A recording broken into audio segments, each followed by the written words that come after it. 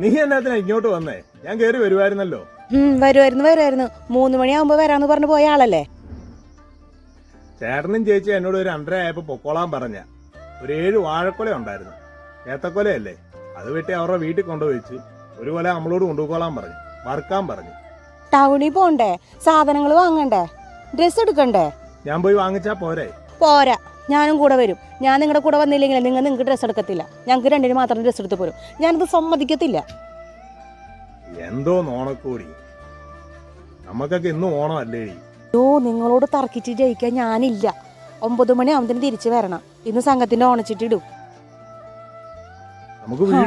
വീണാ മതിയായിരുന്നു. ഇന്നാണെങ്കിൽ സംഘത്തില് എല്ലാവരുടെയും ഓണപ്പൈസ പിരിക്കുന്ന ദിവസം. നമുക്കൊന്നില്ല ഏട്ടാ. മഴ പെയ്യുമെന്ന് തോന്നുന്നു. നമുക്കേ ഒരു ഓട്ടോയ്ക്ക് പോവാമെങ്കിലും. മതി, നിങ്ങളൊന്ന് വാ. ഞാൻ വരുവാ. നീ ആ ലിസ്റ്റ് എല്ലാം കൂടെ എഴുതി വെക്ക്. എല്ലാം മേടിക്കാം. വെളിച്ചെണ്ണയുടെയും തേങ്ങയുടെയും കാര്യം ഓർക്കുമ്പോഴാണ്. അത് ശരി, വിലയെന്ന് വെച്ചിട്ട് വെളിച്ചെണ്ണയും തേങ്ങയും വാങ്ങാതിരിക്കാൻ പറ്റുമോ? അത് മാത്രല്ല, അമ്മ വിളിച്ചിരുന്നു. ഇപ്പൊ 2 മാസത്തെ പെൻഷൻ വന്നിട്ടുണ്ടാവില്ല അക്കൗണ്ടിൽ. ചിലപ്പോ അതായിരിക്കും. അപ്പോ ഞാൻ ആ കൊല എടുത്തോണ്ടിരാ.